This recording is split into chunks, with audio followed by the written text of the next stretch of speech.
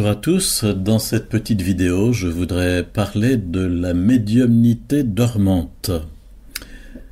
Vous pourrez trouver certains liens internet sur l'e-book La médiumnité qui est téléchargeable sur le site occultismedanger.free.fr. La médiumnité dormante que j'oppose d'un autre côté, si vous voulez, à la médiumnité active. Comment pourrait-on dire encore? Oui, la médiumnité active, c'est-à-dire les personnes qui utilisent la médiumnité de façon très active, tandis que la médiumnité dormante, c'est les gens qui se ressentent un peu médiums, mais qui ne l'utilisent pas vraiment, qui en ont peur. Donc, qui se pose la question, mais pourquoi suis-je donc un peu médium, Parce qu'elles ressentent une sensibilité médiumnique, une sensibilité prémonitoire, quelque chose de l'ordre du sixième sens, ou encore une hypersensibilité qui les fatigue ou qui les rend comme une éponge. Je vous en donne deux exemples. Cette personne qui avait été soignée par son père par un magnétisme guérisseur, et qui témoigne d'une sensibilité médiumnique constante, se manifestant par une façon de percevoir ce qui est bien pour elle. Ne fais pas cela, tu fais une bêtise, ou encore fais ceci, c'est ce qu'il te faut. Elle dit d'ailleurs qu'à certains moments, cette réalité allait à l'encontre de sa réflexion rationnelle. C'est intéressant comme remarque. Elle dit aussi que dans sa profession, elle a eu des anticipations qui lui ont permis, en tant que sous-directrice, de conseiller efficacement les directeurs. Un deuxième exemple, si vous voulez bien, cette personne qui se plaint d'une fatigue constante, d'endormissement au volant, d'un mal-être périodique que partage son compagnon au même moment. L'anamnèse occulte fait apparaître un papa superstitieux, allant voir des personnes comme ça, dit-il. Le grand-père, côté paternel, était aussi engagé dans l'occultisme. La maman avait des dons pour guérir. L'une de ses sœurs fait de la divination et tire les cartes. À cause de son état de santé, il y a toujours quelque chose qui ne va pas, mais les médecins ne trouvent jamais la raison. Elle est allée consulter des guérisseurs, des magnétiseurs, etc., etc. Et elle a pu constater une amélioration passagère qui n'a jamais duré plus de quelques jours. Par ailleurs, chez elle, tous les appareils ménagers dysfonctionnent sans cesse. En allant plus loin dans le dialogue, lorsque je parle d'hypersensibilité, pour expliquer sa fatigue, elle affirme qu'elle est très intuitive et dévoile alors une médiumnité qui l'empoisonne depuis qu'elle est enfant. À certains moments, elle sait des choses sur les personnes. Elle a connaissance à l'avance de situations quasiment toujours tragiques qui se réalisent ensuite. Elle n'a jamais cherché à se servir de ce don, mais elle fait état d'une hypersensibilité qui fait d'elle comme une éponge. Elle absorbe totalement tout ce qui peut être d'ordre occulte. Elle avoue sans problème avoir comme un sixième sens pour savoir quelles sont les bonnes personnes, quelles sont les personnes qui sont déjà allées voir des guérisseurs et autres magiciens. En tout cas, il me semble qu'elle présente un bel exemple de médiumnité transmise familialement. On voit bien dans ce second exemple que cette médiumnité est restée à l'état dormant. Pourtant, cette sensibilité médiumnique, ou encore cette hypersensibilité à vif, s'impose à elle comme une gêne, une perturbation, un dysfonctionnement. Elle est vécue comme un enfermement. Pourquoi donc suis-je un peu médium ? Eh bien, cela pourrait être la conséquence des impacts occultes entraînés par les demandes de services occultes de cette personne, et ainsi que des pratiques familiales antécédentes. Mais je voudrais faire une distinction entre l'hypersensibilité naturelle et l'hypersensibilité occulte. Tout d'abord, l'hypersensibilité naturelle, c'est d'abord une sorte de déséquilibre à l'intérieur de la personnalité. La sensibilité prend trop de place et la personne n'est plus gouvernée par l'intelligence et la volonté. C'est un désordre vital qui se repère à des symptômes qui sont nuisibles. Par exemple, une fatigue légère mais permanente. Pourquoi ? Parce que l'imaginaire cogite tout le temps. Et cela fatigue beaucoup parce que ce n'est pas le mode humain de vivre. Du coup, le sommeil n'est plus réparateur et on se réveille le matin fatigué. On ne sait pas pourquoi. C'est parce que l'imaginaire n'est pas en repos et cela fatigue. Et puis on craint les foules, on ne supporte plus la foule parce que forcément quand on est hypersensible, on ressent le milieu et les personnes. Et on ne fait pas que ressentir, on capte le positif et le négatif. On est comme une éponge, on ramasse tout, cela peut conduire à des états de dépression qui mènent au suicide sans que l'on sache pourquoi. Plus la sensibilité est exercée, plus elle se développe. Et si je ne sais pas que je suis hypersensible, en l'exerçant, je la développe et mon état se dégrade, même si je prie. Et en cherchant à la développer, c'est encore pire. Du genre, osez faire confiance à votre intuition, etc., etc. Comment faire pour perdre cette hypersensibilité? Il faut développer la vie de l'esprit au plan naturel, chercher la vérité par la réflexion et l'étude, muscler la volonté pour se diriger, veiller à être très présent au réel et repousser les sollicitations de la sensibilité trop envahissante. Deuxièmement, l'hypersensibilité médiumnique. Ce n'est pas la même chose. Elle est d'origine diabolique.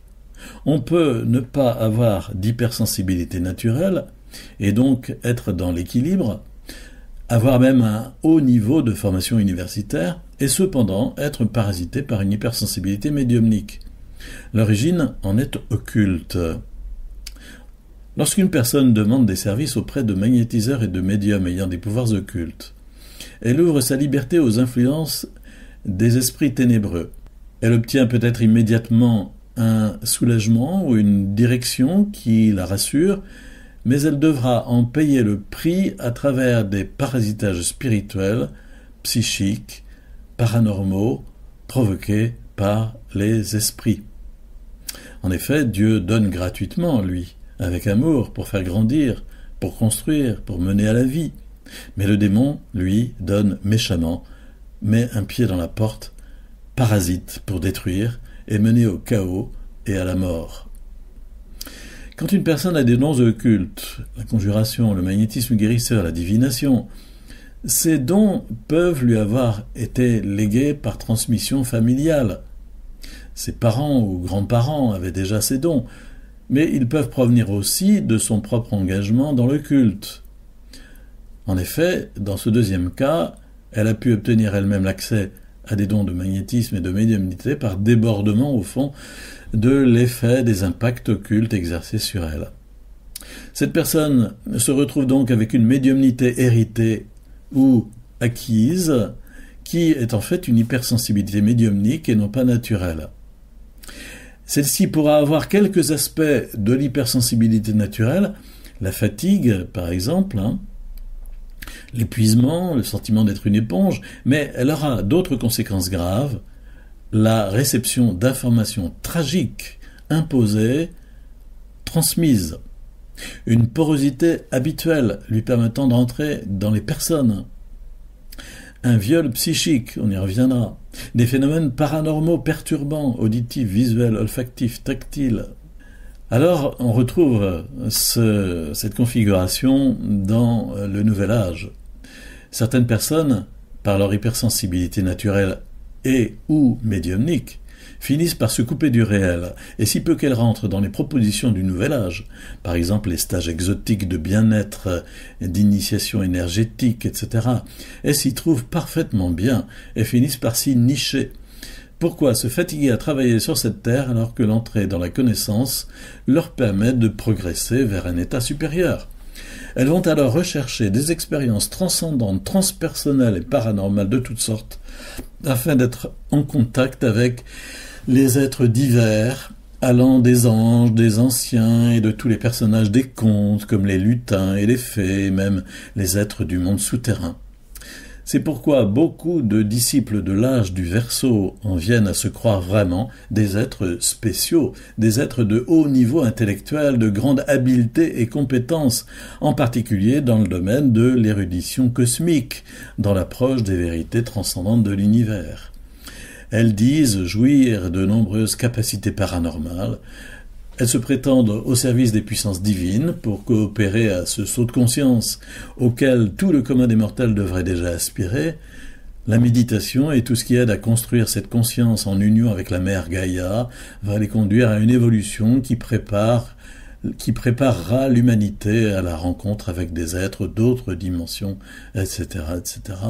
Je vous donne plusieurs témoignages dans l'e-book sur la médiumnité de ces personnes qui étaient plongées dans l'occultisme type New Age et qui témoignent comment ils ont dû quitter leur expérience en géobiologie, en Reiki, etc., etc.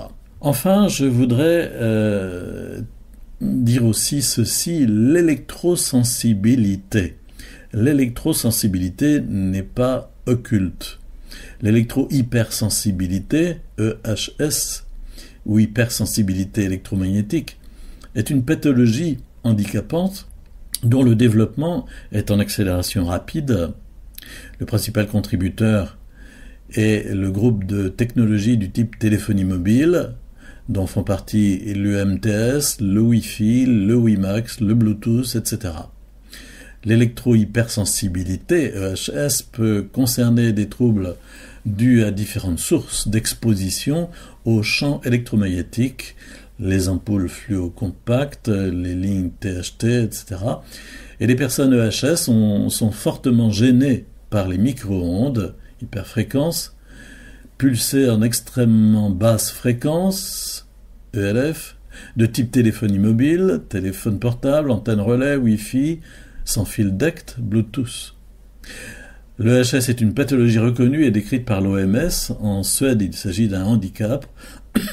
En Angleterre, d'une maladie, mais le lien officiel avec les champs électromagnétiques n'est pas officiellement reconnu. En revanche, le Parlement européen, ainsi que plusieurs villes américaines et canadiennes, ont reconnu la réalité physiologique de cette intolérance. C'est également le cas de nombreux médecins de par le monde. Une personne écrivait dans un courrier « Mon impression, c'est que mon corps n'a plus de résistance face aux ondes et il se trouve stimulé au rythme temporel des émissions d'ondes des appareils qui m'entourent.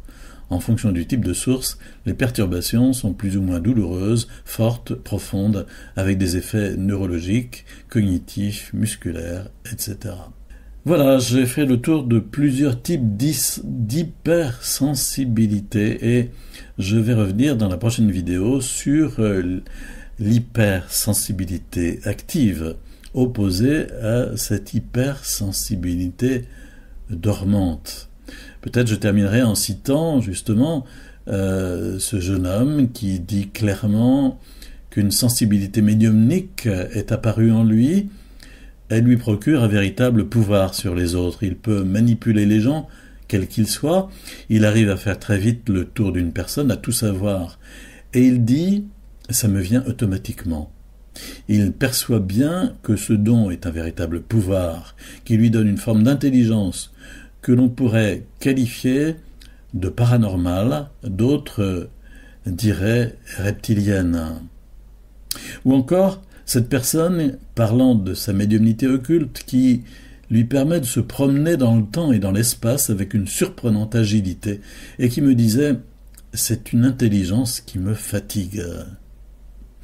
Enfin, cette jeune femme, parasitée depuis très longtemps par une sensibilité médiumnique très poussée, elle est capable d'avoir des phénomènes de précognition sur des personnes et des situations. Elle est quasiment capable aussi de rentrer dans la pensée d'une personne qui lui est proche. Donc, avec l'aide d'un coefficient affectif, pour arriver à penser comme cette personne avec un temps d'avance, s'il vous plaît. Une sorte de fonctionnement transpersonnel, tel qu'on le retrouve aussi dans les descriptions des états de conscience traversés par les personnes qui s'ouvrent à la montée de la Kundalini. Que de perspectives qui vont être développées dans les autres vidéos. À bientôt.